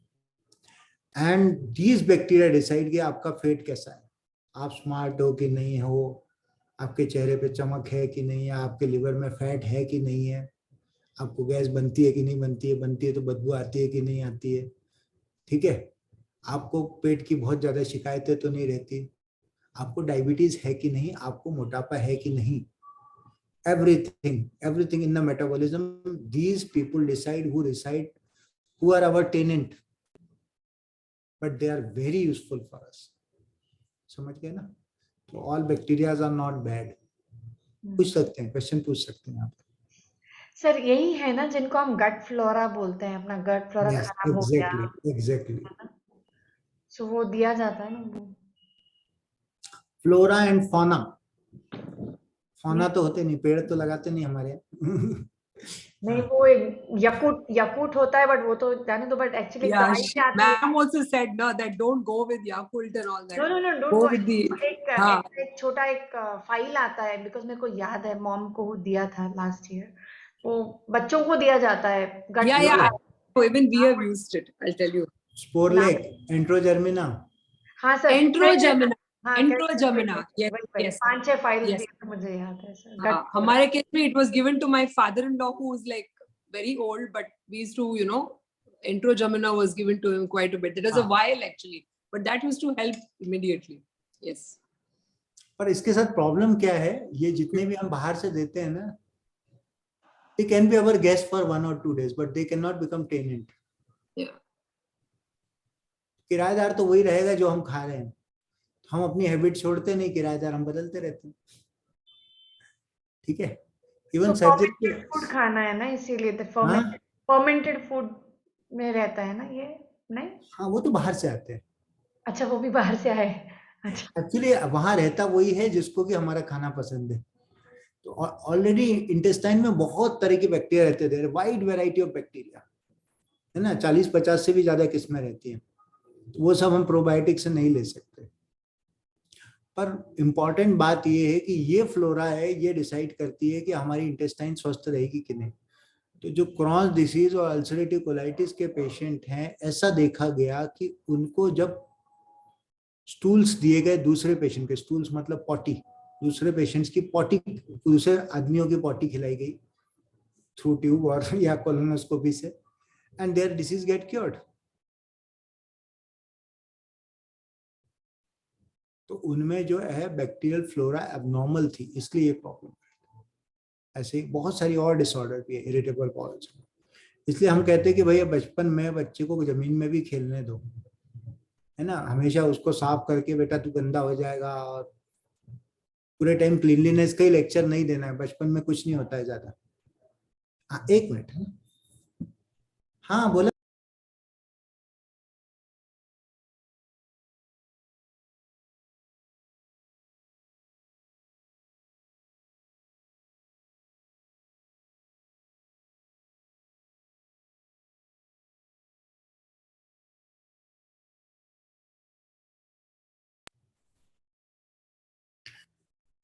ठीक है, शॉर्ट में लार्ज इंटेस्टाइन के बारे में बता देता हूँ। आज का हमारा खत्म हो जाएगा, 9:31 हो चुके हैं। एक ओंकार ले लेते हैं, उसके बाद लार्ज इंटेस्टाइन करेंगे।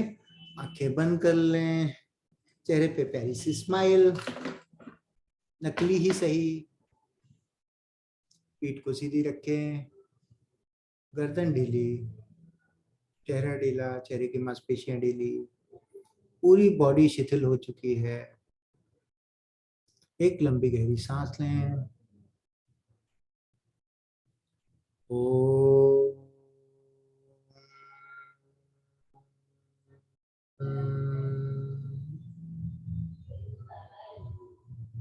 ओंकार के कंपनों को महसूस करें।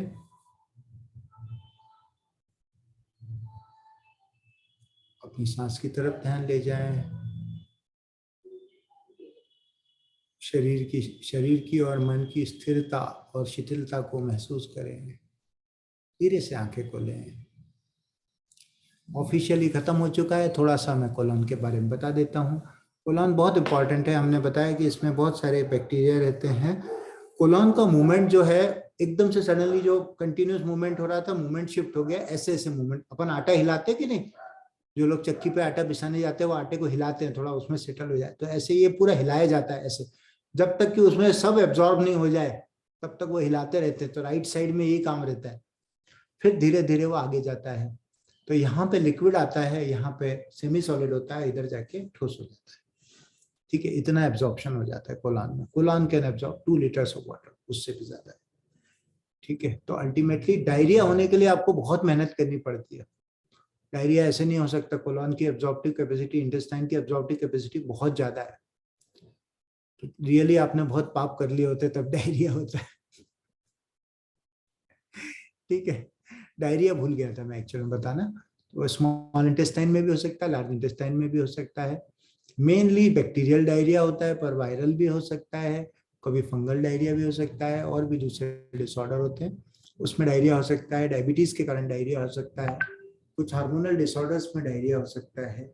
और diarrhoea can be pseudo diarrhoea as well. Pseudo diarrhoea मतलब अंदर पॉटी यदि जम जाए, उसके बाजू से लिक्विड निकलेगा, तो हम उसको भी डायरिया समझ लेते हैं कई बार। ठीक है, तो इतने सारे प्रकार होते हैं डायरिया के। मोस्टली हम लोग सोचते हैं कि एंटीबायोटिक खा लेंगे, मेट्रोजिल ले लेंगे और हमारी डायरिया की इतिश्री। तो लोग बाग, ज्यादातर लोग सोचते हैं डॉक्टर के पास भी क्यों जाया जाए, एक केमिस्ट के पास ही जाते हैं, वो सब बता देगा। एक टेबलेट खाते हैं और उसके बाद हमारा डायरिया खत्म हो जाता है। ऐसा हम कई बार करते हैं। नेक्स्ट टाइम जब थोड़ा बुढ़ापा आता है, निमोनिया से एडमिट होते हैं, और उस टाइम हमारी एंटीबायोटिक कोई काम नहीं कर रही होती है। समझ रहे हैं? So antibiotics are good, very good, but inappropriate use of antibiotics has led to antibiotic resistance in India. India में प्रॉब्लम बहुत ज्यादा है। बाहर के देशों में इतना आसानी से एंटीबायोटिक मिलती नहीं है। आप मेडिकल स्टोर पे जाके एंटीबायोटिक मांग नहीं सकते। यहाँ पे तो आप मांगेंगे तो पूरा डोज भी बता देगा कितने दिन लेना है, और एक डोज खा के बंद कर देना, ये भी बता देगा। जितना लगे बस उतना ही खाना है। ठीक है, तो होता क्या है, यदि आप एक डोज देते हो 40% 50% बैक्टीरिया खत्म हो गए, उन्होंने बाकी बैक्टीरिया को मैसेज दे दिया कि भैया ये एंटीबायोटिक ऐसी है, इससे ऐसे लड़ना है। जो बचे हुए बैक्टीरिया हैं वो रेजिस्टेंट है ना, तो उनको पता है कि कैसे, तो नेक्स्ट टाइम वो एंटीबायोटिक आएगी तो उसके बाद उनको पता है, वो चिल्लाते हैं आ गई हमारी एंटीबायोटिक आ गई। गुड, हम तो जानते हैं इसके खिलाफ। That's how the antibiotic resistance is very common in India, almost to all major antibiotics. So the best way to live happily is योग and प्राकृतिक चिकित्सा. ठीक है. तो anyway, कोलोन में आ गए हम. कोलोन में उसको हमने मोशन को हार्ड कर दिया. कुछ चीजें होती है जिनमें हमको एक्चुअल में देना पड़ता है एंटी अमीबिक, जैसे अमीबाइसिस में हम बिना ट्रीटमेंट के नहीं वो कर सकते. अमीबाइसिस अदरवाइज प्रॉब्लम कर देगी. ऐसे कुछ इन्वेजिव बैक्टीरिया होते हैं जिनमें डिसेंट्री होती है, खून आ रहा है यदि, तो हमको बिल्कुल देना पड़ती है. यदि एल्डरली है, डायबिटिक है, उसको डायरिया हो गया है तो हमको ट्रीटमेंट करना पड़ता है, but most of the time नहीं जरूरत पड़ती है हमको. देन उसके अलावा कोलोन में कैंसर बहुत कॉमन है, पॉलिप्स बहुत कॉमन है. छोटे छोटे ऐसे गठाने होते हैं, इनको पॉलिप्स बोलते हैं, growths. These are very common, then they can form the cancers.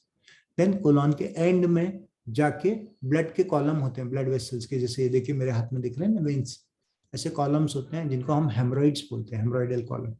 और हिंदी में आप मतलब हिंदी में या अपनी लोकल लैंग्वेज में उसको पाइल्स भी बोलते हैं. ठीक है. तो पाइल्स जो होते हैं, these are basically blood vessels जो कि एंगॉर्ज हो जाते हैं. एक्चुअली जैसे ये आपका ये आपका एनल एपर्चर है, ये बंद हो गया, लेकिन ये बंद हुआ, लेकिन ये इसमें से एयर अभी भी निकल सकती है. यहाँ पे अकेली जगह पे दो वॉल एक साथ दिए, इंटरनल और एक्सटर्नल, इंटरनल स्फिंक्टर, क्योंकि बिल्कुल 100% आपको कंट्रोल रखना है. एयर भी नहीं निकल सकती आपके, तो उसको ज्यादा कंट्रोल देने के लिए, जैसे यहाँ पे ना गद्दी है, तो वहां पे भी गद्दी दी हुई है, उस गद्दी में ब्लड वेसल्स होती हैं, एंड देन बिल्कुल पूरा टाइट कर वो हो जाता है. एंड देन वही जब बहुत ज्यादा प्रेशर लगाते हैं हम, बार बार लंबे टाइम सिटिंग करते हैं, तो पाइल्स होते हैं. इसलिए जानवरों को पाइल्स की प्रॉब्लम ज्यादा नहीं होती, ह्यूमन बीइंग को होती, क्योंकि वी आर सिटिंग. ठीक है. स्पाइन की प्रॉब्लम और पाइल्स की प्रॉब्लम दोनों सिटिंग से शुरू हुई ना, ऐसे बैठने लगे, सीधे बैठने लगे, खड़े होने लगे. ठीक है. एनीवे, उसके अलावा वहां पे एक दरार सी बन जाती है, जैसे पैरों में विवाही बनती है ना, उसको फिशर बोलते हैं. तो that is also in the anal region. तो this is all about digestive system. एक छोटा सा ऑर्गन बच गया जिसको बोलते हैं appendix. It is vestigial organ, और इसमें सूजन ही आती है, इसको अपेंडिसाइटिस बोलते हैं.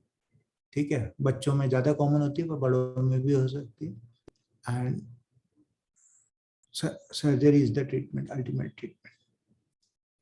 अब आप लोग कोई भी प्रश्न हो तो पूछ सकते हैं. डाइजेस्टिव सिस्टम खत्म हो गया. सर ये आई थिंक अपने को पढ़ाया जाएगा शायद, नेचुरोपैथी वाला ट्रीटमेंट में आएगा शायद.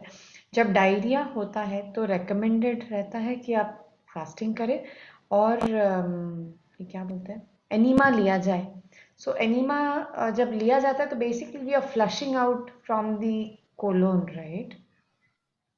तो उससे कहा जाता है कि ये नेचुरोपैथी में आना चाहिए, बिकॉज अपने एक बुक है, और बीच में एक बार मेरे को प्रॉब्लम थी तो मैंने सर से पूछा था, तो सर ने बताया था आएगा शायद. But how does it work, मुझे ये नहीं समझा था. It does work, but how does it work वो नहीं समझा था. देखो, पहली बात तो ये समझ ले कि हमारी बॉडी को सारी चीजें पता है, हमको पता हो या ना पता हो. हमारी बॉडी में कोई भी बैक्टीरिया 2-3 तरीके से घुस सकता है.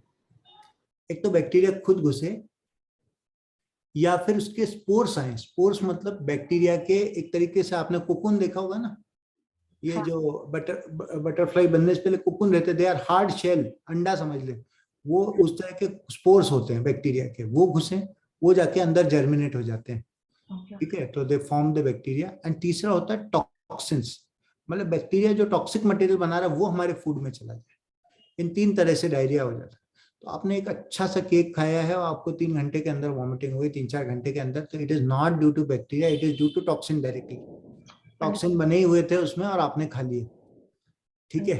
तो उसमें होते हैं, और अलग अलग बैक्टीरिया अलग अलग होते हैं. तो इवन आपको 2-3 डेज बाद भी टॉक्सिन हो सकते हैं. यदि आपने नॉनवेज खाया जो सड़ा हुआ है, तो उससे इवन पैरालिसिस हो सकता है, जिसको बोटुलिज्म बोलते हैं.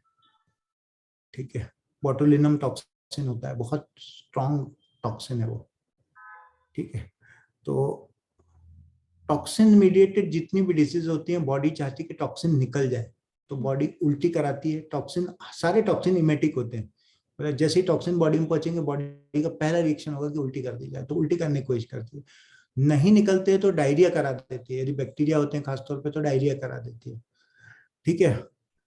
और उसके अलावा अपने आप ही हमारा वाटर इनटेक रेट बढ़ जाता है, ठीक है। तो ऑटोमेटिक हम जो है लिक्विड फॉर्म में ज्यादा इंजेस्ट करते हैं बजाय सॉलिड फॉर्म में, तो रेस्ट भी मिलता है एंड देन क्लीन भी हो जाता है। तो this is how the body cleanse, और अल्टीमेटली बॉडी के इम्यून पावर से सब चीजें कंट्रोल हो जाती है। तो flushing out is one of the treatment, but fasting हर एक चीज में ठीक नहीं होती, ठीक है। I am not talking about our course, क्योंकि उसमें मैं नहीं बोल सकता। फास्टिंग इसलिए अच्छी नहीं होती क्योंकि हमको बॉडी को पानी चाहिए ढेर सारा। यदि आप वाटर भी फास्ट कर दोगे, आई डोंट नो किस तरह का, है ना, हमारे बॉडी को ग्लूकोज चाहिए होता है, और ग्लूकोज एब्जॉर्ब नहीं हो रहा होता है डायरिया में, तो हम लोग उसमें नमक डालते हैं। Correct sir. नमक के थ्रू एब्जॉर्ब हो जाता है, बिकॉज हमारे बॉडी में सोडियम ग्लूकोज को ट्रांसपोर्टर होता है। मतलब भैया मैं तुम्हें ले जाऊंगा, लेकिन है ना भैया अपने साथ थोड़ा नमक भी लाना पड़ेगा, हमको नमक दोगे तो हम ले चलेंगे टाइप से। तो वो ग्लूकोज ले जाने के लिए नमक चाहिए होता है, इसलिए ग्लूकोज और नमक साथ साथ देते हैं हम लोग, दैट इज ORS, है ना। हाँ जी। तो ORS पाउडर यदि हम अच्छे से देते हैं, and it was originally invented in Bangladesh. Already हम लोग करते थे, होम रेमेडी में ऐसा होता ही है, मम्मी लोग जो है वो उसका चावल का माट बना के उसमें कुछ डाल के, दाल का पानी, लिक्विड इंटेक बढ़ाती थी। जी हाँ। लेकिन ORS से हमको पता पड़ा कि एग्जैक्टली क्या देना है, कितनी अमाउंट में देना है, and that invention in Bangladesh saved many lives. Bangladesh में ये अपना कोलेरा बहुत होता था, बांग्लादेश और हमारा जो वेस्ट बंगाल है उसमें, उस एरिया में कोलेरा बहुत होता है। तो कोलेरा से बचाव के लिए, क्योंकि cholera toxin causes blockage of those receptor जहां से पानी और ये सब एब्जॉर्ब हो रहा है, क्लोराइड एब्जॉर्ब हो रहा है। तो एक्चुअली डायरिया उसलिए होता था, खूब पानी पिलाओ तो डायरिया से मुक्ति मिल जाती है। अल्टीमेटली टॉक्सिन निकल जाते हैं, क्योंकि बॉडी की चमड़ी तो झड़ ही रही है ना, 4 से 5 दिन में चमड़ी झड़ जाती है, तो किसी भी बैक्टीरिया का इफेक्ट खत्म हो जाता है, शेड हो जाती है ना बैक्टीरिया, तब तक वहां नया सिस्टम बन जाता है। तो मोस्टली ये काम करता है, but it may be harmful somewhere, जहाँ पे कि अंदर बहुत डीप अल्सर्स बने हुए हैं और आप वहां पे एनीमा दे रहे हो या कुछ भी दे रहे हो, तो it may be harmful also, ठीक है। तो everything has to be according to the cause, है ना। बट यस, नेचुरोथेरेपी में बहुत सारी चीजें अच्छी। बताइए, और बताइए। सर कई बार जॉन्डिस भी इतना खराब हो जाता है कि डेथ हो जाती है उससे। यस, जॉन्डिस खराब नहीं होता है, लिवर डिसीज इतनी खराब हो जाती है। जॉन्डिस तो मैनिफेस्टेशन है। देखिए, ब्लड टूट रहा है, और ब्लड टूटने से जो पीला पदार्थ बन रहा है जिसको हम बिलिरुबिन बोल रहे हैं, वो बिलिरुबिन हमारे लीवर के रास्ते ही निकलेगा। तो जब थैंक्स प्रिया, तो वो लीवर के रास्ते ही निकलेगा। अब लीवर के रास्ते निकलेगा तो लीवर यदि खराब है तो कैसे निकल पाएगा, तो वो पीलापन बढ़ता जाता है, जिसको हम जॉन्डिस बोलते हैं, ठीक है। लेकिन actually it is because of the severity of the liver disease. तो जॉन्डिस की लेवल से हम सीवियरिटी नहीं पता कर सकते, क्योंकि यदि मैं आज ऑफिस नहीं जा रहा हूँ तो 4 फाइलें मेरे सामने रखी हैं, वो पड़ी रहेंगी। कल भी नहीं गया तो 8 हो जाएंगी, परसों नहीं गया तो 16 हो जाएंगी, ऐसे करके बढ़ती जाएंगी फाइलें, है ना। तो वो फाइलें बढ़ रही है सिर्फ, तो जॉन्डिस का लेवल बढ़ रहा है। That is not indicator of severity. Indicator of severity is the synthetic function. यदि खून पतला होना शुरू हो गया, क्योंकि कोगुलेटरी थिंग भी बढ़ाता है, या टॉक्सिन जमा होने लग गए, जैसे अमोनिया है तो बेहोशी होने लग गए, that can show the severity. और सबसे ज्यादा इसका जो जॉन्डिस होने का रीजन है वो पानीपुरी है, यदि इंडिया में देखा जाए तो। पानीपुरी और चाट पे जो होते हैं ना, क्योंकि गंदा पानी यूज होता है और फिर वही। Right, thank you sir. Welcome. और कोई सवाल? आपने एक कोलन के बारे में कुछ कहा था, फ्लोरा का। हाँ, मैं आप ही को ढूंढ रहा था फरहीन। मैं सोच रहा था आज आई नहीं, क्वेश्चन नहीं पूछा। नहीं, मैं बस सुन रही थी। तो वो एक्चुअली मैं समझ नहीं पाई। आपने कुछ फ्लोरा ऑफ कोलन का कुछ कहा ना, दूसरे की 40 उसकी 40 समथिंग। हाँ, वो आजकल थेरेपी के टाइप है। मैं जस्ट आपको ये बता रहा था कि हमारी अपनी फ्लोरा कितनी इंपॉर्टेंट है। जो हमें अपने माँ बाप से मिली है। ठीक है, कल अच्छा। हमने एच पाइलोरी की बात की थी कि एच पाइलोरी हमें अपने माँ बाप से मिला है, लेकिन जैसे ही बच्चा जब पैदा होता है तो स्टेराइल होता है और विद इन फ्यू आवर्स उसके बॉडी में फ्लोरा इकट्ठी होनी शुरू हो जाती है। अच्छा। वो आती है उसको माँ से ही है अपने, ओके। है ना। तो हमारी बॉडी जो है ना actually dynamic interaction between all the things है, हमारा एनवायरनमेंट, हमारी बॉडी की फ्लोरा, हमारा फूड और एवरीथिंग से हमारी बॉडी कंटिन्यूअसली इंटरेक्ट कर रही है, and that is shaping us. Okay. ठीक है ना। यस। तो फ्लोरा भी हमारे लिए बहुत यूजफुल है। अच्छा। खुद के पास नहीं होती तो खरीद के देते हैं, फिर दूसरों की पॉटी डालते हैं। ठीक है, अच्छा। उसको बोलते हैं फीकल माइक्रोबायोटा थेरेपी, थोड़ा अच्छा सा नाम। ये नाम सुना है मैंने कहीं तो, कभी तो किसी से। हाँ, FMT। ओके। इसको चाइना में दूसरों की पॉटी का सूप बना के पिलाते थे, इसको येलो सूप बोलते थे, डायरिया में पिलाते थे Chinese physicians. Okay. Chinese are very open ना, दे कैन ईट एनीथिंग। होता है। But do Sir, they not get any sort of disease? कोई कुछ होता है? हाँ बोले। सर एक क्वेश्चन था, कल आपने एक मेडिसिन बताई थी विच इज जैसे हमारे एल्बो या रिस्ट वगैरह जॉइंट में सूजन हो जाती है, तो आपने पेन बताया था किलर्स, कि पेन किलर्स। हाँ, पेन किलर। तो व्हाट एग्जैक्टली वो क्या टर्मिनोलॉजी थी जिसके ऊपर वो वर्क करता है, और same in prostaglandins, prostaglandins. prostaglandins, and it is in our stomach also, right? Stomach में भी होता है, यूटेरस में भी होता है। Okay. So ठीक है, तो तो यूटेरस में जब है ना किसी को डिलीवरी होती है ना, तो इंड्यूस करने के लिए प्रोस्टाग्लैंडिन ही यूज होता है। okay, हाँ so that is reduced with the use of this painkiller. हाँ, वो कम हो और जाता है। उसकी हमारी वजह किडनी से में भी हम, होता है, किडनी में भी होता है। so how it affects the function of digestion, मतलब डाइजेशन स्लो डाउन हो जाता है? नहीं, डाइजेशन का फंक्शन नहीं हटे, हम सब कुछ डाइजेशन नहीं समझे, मैंने बताया digestion is a very broad term.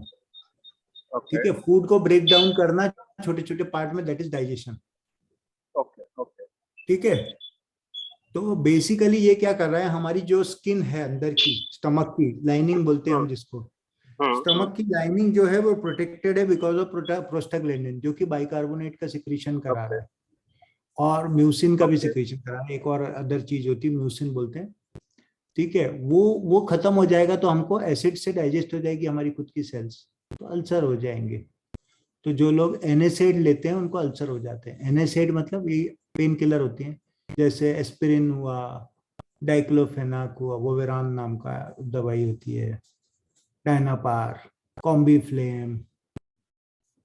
ठीक है ना, Sir, इसमें सब कुछ। हाँ आज मेरा एक मतलब पर्टिकुलर मेरे पार्टिसिपेंट से बात हो रहा था, तो she has constipation issue for long. तो उनका क्या था कि बिकॉज उनको जॉइंट पेन वगैरह और जॉइंट में सूजन रहती थी, तो she was taking this medicine joint सूजन कम करने के लिए और पेन कम करने के लिए, पेन किलर। यस, तो उसका effect she used to notice कि बहुत ज्यादा कॉन्स्टिपेशन होने लगा उसके बाद। होता है ना, हमारी फ्लोरा पे भी इफेक्ट आता है ना उसका, बैक्टीरियल फ्लोरा पे। Okay, okay. हाँ, बहुत सारी चीजों पे आता है, मोटिलिटी पे भी आता है, इसलिए तो आप एंटीबायोटिक लेते हो आपको पाइल्स से ब्लीडिंग शुरू हो जाती है, कई बार ऐसा होता है। पेन किलर लेने पे लोगों को ब्लीडिंग हो जाती है, वो से नीचे से। So it is all because जो प्रोस्टाग्लैंडिन का लेवल कम हो रहा है। हाँ हाँ। और सर सेकंड क्वेश्चन, ये जो एमीबासिस आपने बताया disease which is because of some parasite, हाँ हाँ, इसमें व्हाट आर द सिम्टम्स, क्या सिम्टम्स होते हैं जनरली? बेसिकली डिसेंट्री होती है, ओके, मतलब ब्लड आता है आपको, म्यूकस ब्लड। ओके। एंड इसके अलावा कंटिन्यूअस एब्डोमेन पेन वगैरह समथिंग लाइक, कंटिन्यूअस नहीं होता, पर जब आपको पेन होगा उसके बाद मोशन जाने की इच्छा होगी। एक पर्टिकुलर काइंड ऑफ प्रॉब्लम होता है जो कुछ कॉमनली देखा जाता है कि खाना खाने के तुरंत बाद फील लाइक कि अभी मोशन के लिए जाने करके, ऐसा कुछ लोगों को ये प्रॉब्लम होती है। यस, होता है। हाँ, वो इसका क्या रीजन है? वो नॉर्मल भी होता है, नॉर्मल भी होता है कि स्टमक में ऐसे कुछ जाएगा तो हमारी कोलॉन से संदेश जाएगा कि निकलो बाहर। ओके, ठीक है, तो ये गैस्ट्रोकोलिक रिफ्लेक्स बोलते हैं हमारी भाषा में इसको, that is normal also. Okay, and it is because of some disease also, है ना। और डिजीज हम चूंकि उसको कंट्रोल कर लेते हैं, नॉर्मल गैस्ट्रोकोलिक रिफ्लेक्स को हम लोग कंट्रोल कर लेते हैं, हम सीख जाते हैं, because we live in society ना, या तो हम लोग सीख जाते हैं उसको कंट्रोल करना। बिकॉज ऑफ सर्टेन डिसऑर्डर्स वो चला जाता है फिर control. What can be disorders for this? इसमें क्या डिसऑर्डर्स की वजह से होता है? रिपीटेड इन्फेक्शंस हो सकते हैं, इंडाइजेशन हो सकता है, मेल डाइजेशन जिसको बोलते हैं, मेल डाइजेशन हो सकता है। तो आपका फूड बिना डाइजेस्ट हुए आगे जा रहे हैं, ओके, तो वो वहां पे ऑस्मोटिक प्रेशर करेगा ना अंदर। हाँ, but is this symptom is any way related to this universe?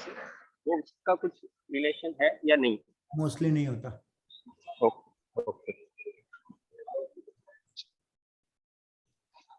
Thank you. General physician के पास जाएगा तो हमेशा बोलेंगे अमीबाइसिस होगा। या इसलिए मैंने पूछा। हाँ, अमीबाइसिस इज वेरी वेरी कहना चाहिए स्पेसिफिक डिसीज। ओके, है, वो आपके स्टूल में अमीबिक ट्रोफोजाइट हैं तो आप उसको बोल सकते हो कि है। एंड उसका ट्रीटमेंट इज मेडिसिन ओनली ना, पैरासाइट किल करने वाली? यस। Thank you. फीडबॅक द्या कसं राहिलं को, है ना, समजण्यात आलं की नहीं आलं, काय चेंज करायचंय, what are the changes you want. ठीक है, आज मेरा लेक्चर खत्म हो गया सारा जीआईटी का, so tomorrow you are free for Nitin sir's lecture. कुछ और पढ़ना हो तो आप बताना, और उसके बाद नितिन सर के लेक्चर के बाद हम लोग शुरू करेंगे रीडिंग। ठीक है, तो सब लोग एक एक पार्ट पढ़ेंगे एंड देन वो बताएंगे कि उसका क्या मतलब हुआ, देन हम उसको एनालाइज करेंगे कि क्या, जैसे कार्डियोवास्कुलर में किया था ना हमने। यस, ठीक है, चलिए, thank you, good night. Thank you, sir. Thank thank you sir, good night sir. Thank you so much, sir. Thank you, Bhanu sir, for organizing. Good night. Bye bye, good night. Thank you, sir. Good night, sir. Ending the Thank meeting. you. Yes.